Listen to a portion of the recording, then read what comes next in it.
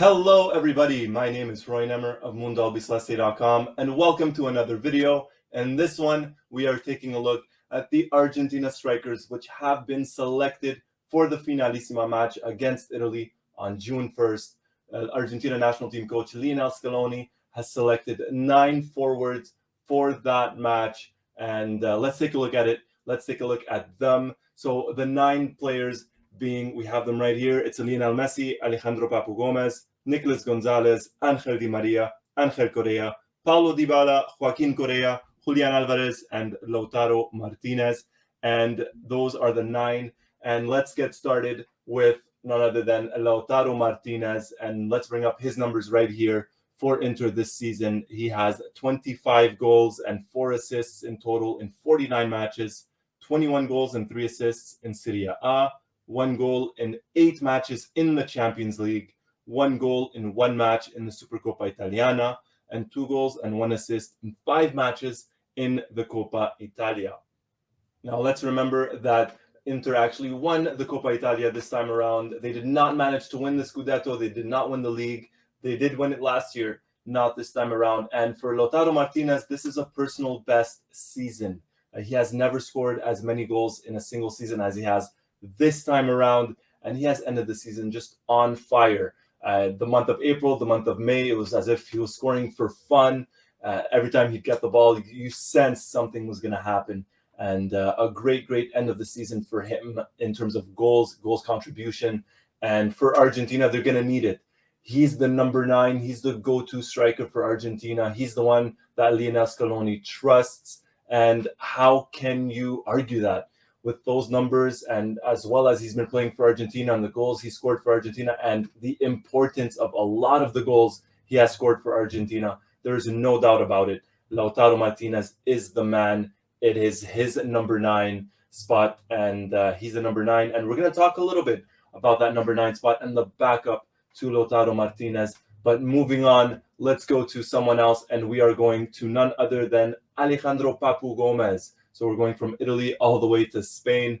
Papu Gomez this season, 40 matches, 6 goals, 3 assists. In La Liga, 5 goals and 1 assist in 29 matches. No goals in the Champions League, where he played 5, 2 assists in 2 matches in the Europa League, and 1 assist in 4 matches for Sevilla in the Copa del Rey. And he missed a couple of matches this season for Sevilla, specifically in the month of March and February was kind of where he missed a couple of the games there. And he's an important player for Scaloni. He's an important player for Argentina, judging by how Scaloni has used him, not only at the Copa America, but in the World Cup qualifiers. He appears to be the backup to Lionel Messi. When Messi is not there, it's kind of been Papu Gomez that has played in his position. It's not Dybala. It's not anyone else. It's really Papu Gomez, and he's played very well for Argentina when selected.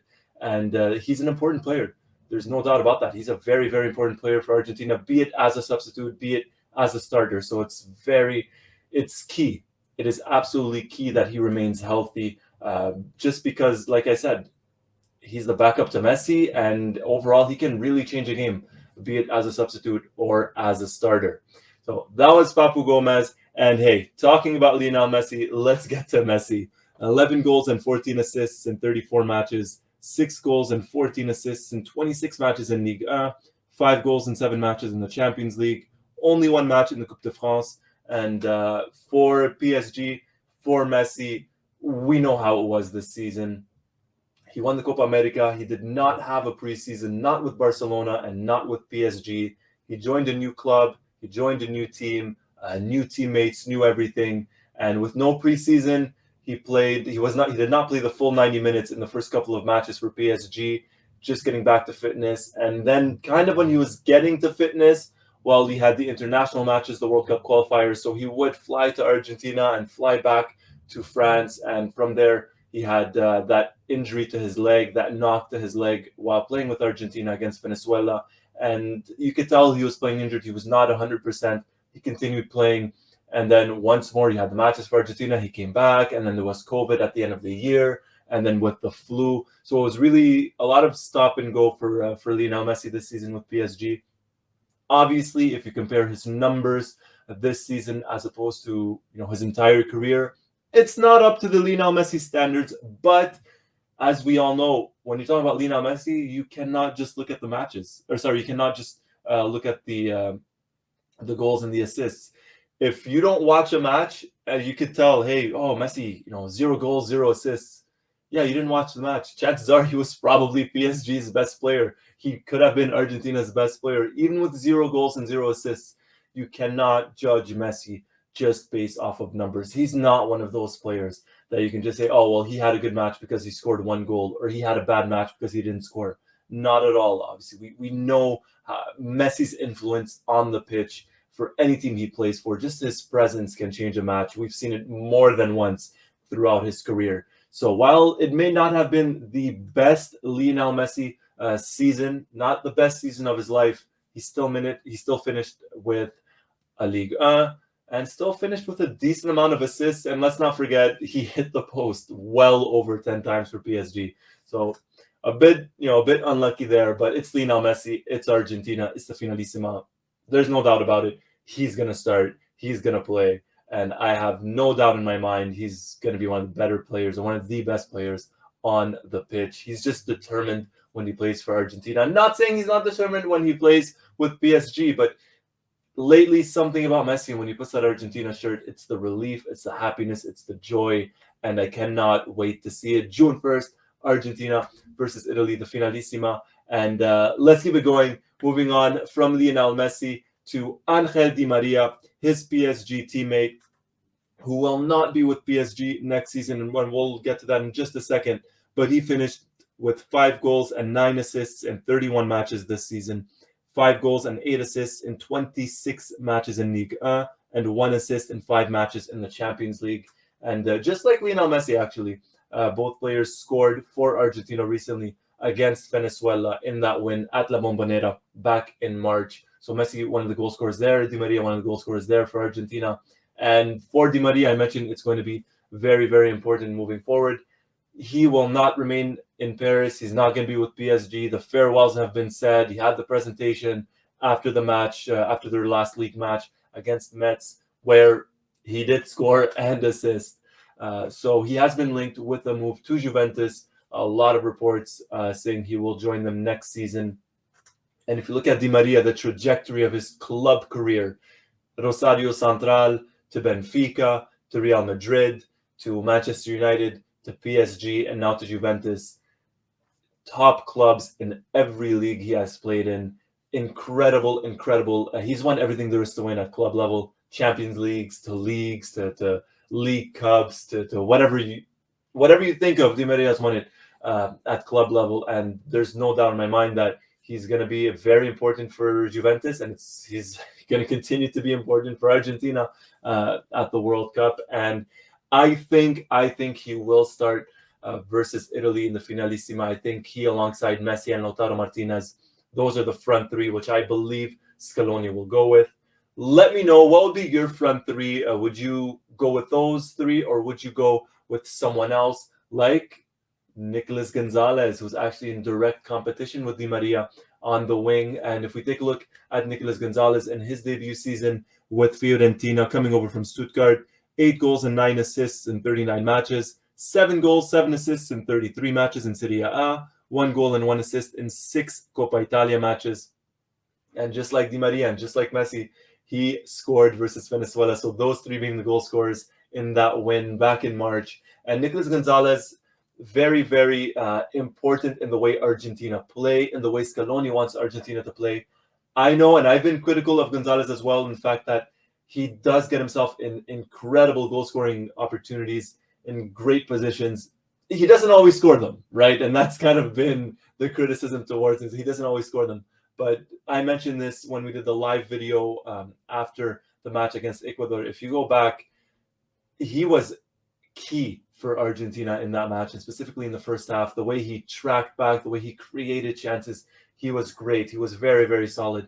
And, there's a reason why Scaloni rotates between himself and Di Maria.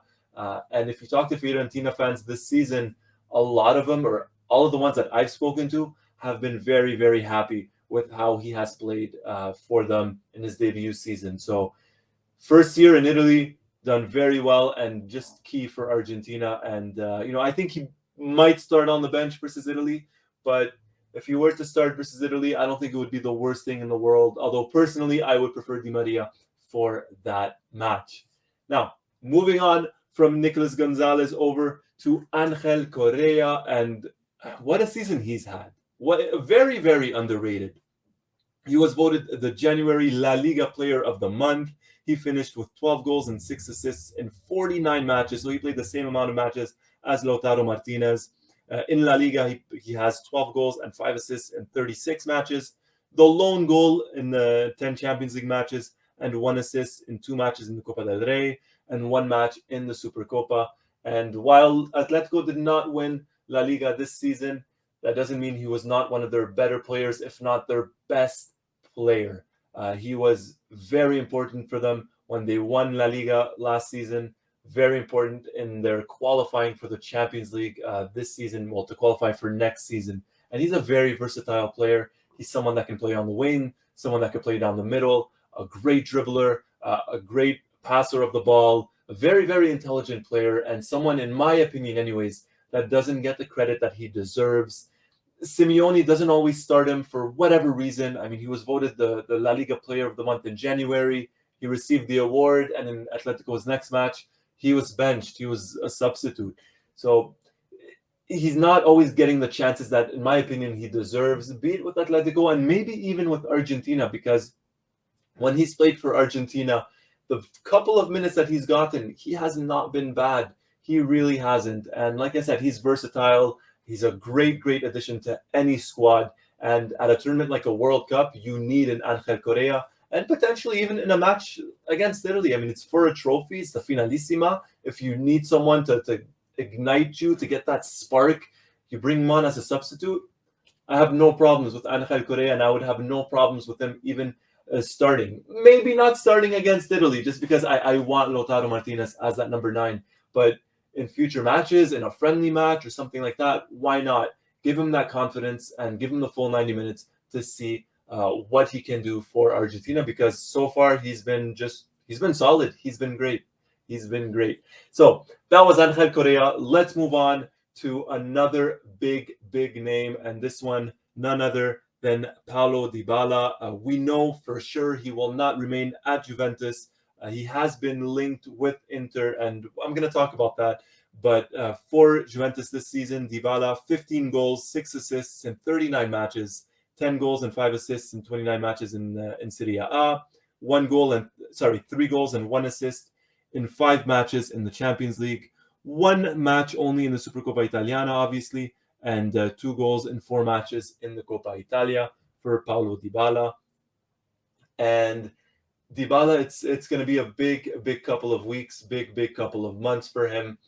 In regards to his club career, he's not going to be at Juventus. As I mentioned, he's very, very strongly linked with the move to Inter. And a move to Inter, I mentioned this in the last video, is only beneficial to him, to Lautaro, to Inter, to Argentina. So a lot of people are gonna take advantage of that. And if Dybala wants to secure a spot in the World Cup, that might be the way to do it. His place is far from secure, not only in the starting 11. I mean, we know for a fact he's not really in the starting 11, but he's not always been in the squad. Scaloni not afraid of not selecting Dybala, and if Dybala wants to get to the World Cup, he's going to have to do very, very well, and it's going to be very important that he decides the right club to join.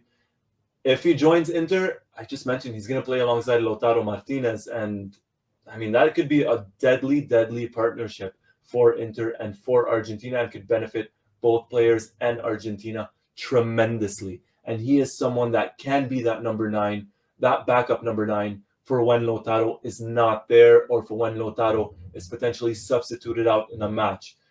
Argentina, historically, or at least in the past couple of years, you think of number 9s for Argentina, you think of Higuain, you think of Agüero, you think of a couple of others, but now it's sort of, it's Lautaro Martinez, and he's been holding the fort. He's been scoring goals, and great goals, and important goals.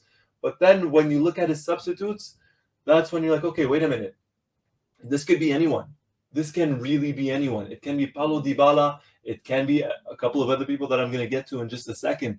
And Dybala, if he performs well in training, if he impresses in training, who knows? He might be that substitute against Italy if Scaloni decides to bring him on, right? He could be that game changer. I have no doubt in my mind he is a game changer. He can be a game changer for Argentina. He can give them that extra boost that they might need sometimes, similar to Angel Correa, who I just mentioned. Dybala, extremely talented, but for whatever reason, it hasn't worked out for him, for Argentina, be it due to injuries, due to COVID. People like to say, well, he and Messi play in similar positions, similar styles, which is true. But at the same time, the minutes that Dybala has gotten, he hasn't always shown very well, right? He got the assist for Di Maria against Uruguay. He played the first half in that match and then got injured. So he's been very, very unlucky for Argentina, and hopefully this change of clubs can really turn it around for him. And who knows, if he does play against Italy and get a goal, that could be the boost that he needs psychologically. That could be that confidence booster that he needs that can benefit Dybala and benefit Argentina. So let me know, would you go with Dybala as a backup striker to Lautaro Martinez, or would you go with the next individual, which is none other than Joaquin Correa? And Joaquin Correa at Inter on loan from Lazio. He finished the season with 6 goals and 2 assists in 36 matches, all 6 goals and one of the assists coming in Serie A, where he played 26 matches. Nothing to show for it in 5 Champions League matches, 1 match in the Supercoppa Italiana, and 1 assist in 4 matches in the Coppa Italia, which he won alongside Lautaro Martinez. And for Joaquin Correa, he's an interesting one. He's a center forward. Scaloni has tried him out as a number 9 when Lautaro hasn't been there, and he hasn't really performed too well. He has not gotten the goals. He creates chances. He gets himself into good goal-scoring opportunities, but he lacks that cutting edge, which is normal. He's not a striker. He is a center forward. He is an intelligent player. He knows when to make the runs, but still, he's not your striker. Now, as I mentioned, Scaloni used him as a number 9. He scored a couple of goals, but you just sense that he does get into goal-scoring opportunities, but you sense he's not always going to score them. And my question to you is, do you go with Joaquin Correa as your backup striker, as your backup number 9? And if not, where does he fit in the team? Would you play him on the wing because he's not necessarily a winger? He's not exactly a winger. Would you drop him a little bit more deep, have him playing maybe just in front of the midfield? He is a center forward, as I said, but if Lautaro's not there, where do you put Joaquin Correa? That's my question. Do you have him start? Do you have him come on as a substitute? Let me know in the comments below. Always love reading them. And let's see if you guys pick Joaquin Correa, if you pick Paulo Dybala, or if you pick none other than Julian Alvarez, the only one on this list that does not play in Europe. Alvarez obviously will be playing in Europe with Manchester City next season, the newly crowned Premier League champions. And Alvarez, 8 goals and 4 assists in 16 matches in total. All 8 goals and 2 of the assists coming in 11 matches in the Copa de la Liga for River Plate. 2 assists in 5 in the Copa Libertadores. And the last Argentine to score for the Argentina national team, he scored for Argentina against Ecuador in the last World Cup qualifier, that 1-1 draw. And Alvarez is going to be massive, right? We've spoken about him. All of social media has spoken about him, and he's going to be playing under Pep Guardiola next season alongside Haaland, and there's going to be some competition there, and the development is going to be absolutely key at that preseason and that start of the season, his development in terms of how he arrives to the World Cup for Argentina. The opportunity for him to be that backup number 9 to Lautaro is there. We've spoken about Dybala's struggles with the national team. We've spoken about Joaquin Correa's performances with Argentina. Alvarez started the last match for Argentina and scored and played well. So does that warrant him another opportunity to be that backup striker to Lautaro Martinez ahead of Dybala and ahead of Correa? He's not as experienced as Dybala and a little less experienced than Joaquin Correa, but the talent is there. The talent is there. I mean, there's a reason why Pep Guardiola and Manchester City signed him. There's a reason why he's going to be playing with them next season. So my question to you is, of those 3, of Dybala, Alvarez, and Correa, who is your backup striker to Lautaro Martinez? Do you even play Alvarez on the wing? Because we know he's capable of doing it. He's played there a couple of times for River Plate, obviously, maybe more than a couple of times, but he's played there for River. He is versatile, similar to Angel Correa, can play on the wing, can play down the middle, and a very intelligent player, very, very intelligent player, and a good finisher of the ball, and he can only get better. So, of those three, who would you go with? And in general, the three forwards against Italy, who would you select? Would you go with a Papu Gomez, which is what we saw at one point versus Bolivia and versus Paraguay at the Copa America? Do you go with Papu Gomez? Do you go with Nicolas Gonzalez? Do you go with Di Maria? Do you start Alvarez in there somewhere? Do you throw a Dybala and you give him that confidence from the start and say, all right, go, show me what you can do? Who do you go with? Let me know. Leave a comment below. And there's one more person really quickly I want to mention, and someone that actually played, he scored a lot of goals in Italy, but was not selected for the Finalissima match against Italy for Argentina, and that's none other than Giovanni Simeone.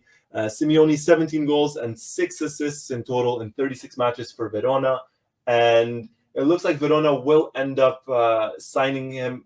From what's being reported, it looks like Verona will sign him. He is on loan, but if reports are to be believed, Verona will sign him and then look to send him to another club, because there are some teams interested in signing Simeone. So Simeone, some good numbers in there. He is a number 9. We're talking about them, but he is not part of the national team. Would you select Simeone, or would you have selected Simeone for this match for Argentina? Now, this video was all about the forwards. There is another video coming up in the next couple of days in regards to the midfielders, the defenders, the goalkeepers, but I thought, hey, the European club season is over. I mean, at least the leagues. There's still the Conference League final and the Champions League final, but the leagues, the European leagues, are over. Those are the numbers for the strikers, for the forwards for Argentina. Let me know, of those, who do you start against Italy? Who do you start for Argentina to get that second cup, to get that second trophy in less than a year? Something to go alongside that Copa America. Let me know. And if you like the video, hit that like button. And if you haven't already, hit that subscribe button and hit that notifications button to never miss a thing and to be the first person notified as soon as a new video drops. Once more, my name is Roy Nemmer of Mundo Albiceleste.com, and thank you for watching.